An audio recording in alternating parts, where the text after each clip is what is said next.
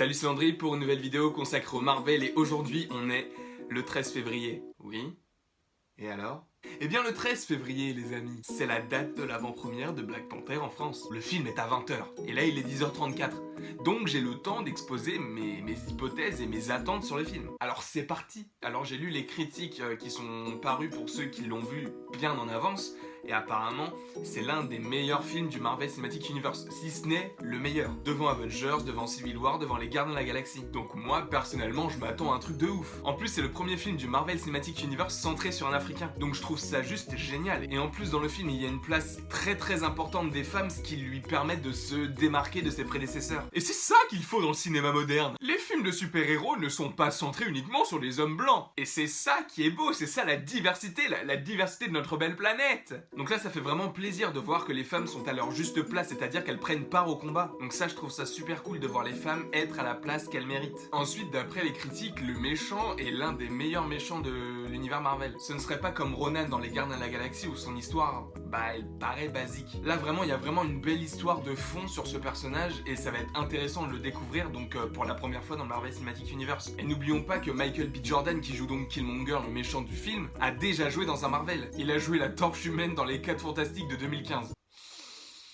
Voilà quoi. Et même dans ce film, j'ai une grande interrogation, à savoir...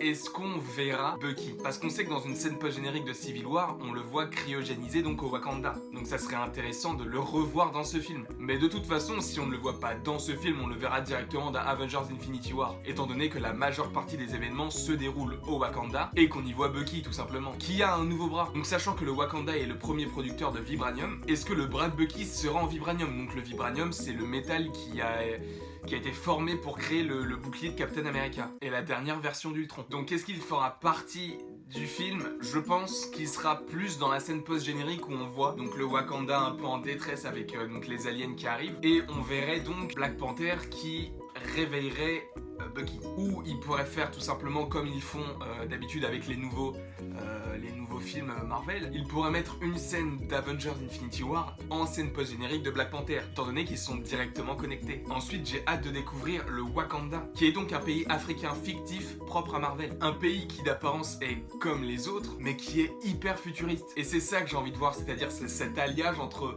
la nouvelle technologie et les racines africaines. Et par ailleurs, ça donne quelque chose de beau quand on le voit directement dans la bande-annonce. Il y a aussi tout simplement l'histoire de Black Panther qui va m'intéresser dans le film, tout simplement parce que c'est son film et il va devoir reprendre le flambeau que lui a laissé son père qui est mort dans Civil War. Et enfin, il y a aussi la dernière pierre de l'infini qui n'a pas encore été dévoilée dans un film du Marvel Cinematic Universe, qui est la pierre de l'âme. Alors certains disent que cette pierre est dans la bague de Black Panther, ce qui pourrait faire écho à ce qui se passe dans les comics, étant donné que Black Panther dans les comics peut parler à ses ancêtres. Et avec la pierre de l'âme, eh bien il peut parler aux âmes perdues. Et d'ailleurs, une scène dans la bande-annonce de Black Panther qui m'a intrigué, c'est la scène avec la panthère noire justement, avec en fait le décor assez violacé, avec l'arbre en plein milieu de nulle part. Parce que je me dis, soit c'est au Wakanda et c'est juste magnifique, soit il est dans un rêve ou dans un monde parallèle. Peut-être qu'il est dans le monde des âmes perdues et qu'il voudrait les conseils de ces âmes pour pouvoir réussir à affronter Killmonger ou plutôt à sauver le Wakanda.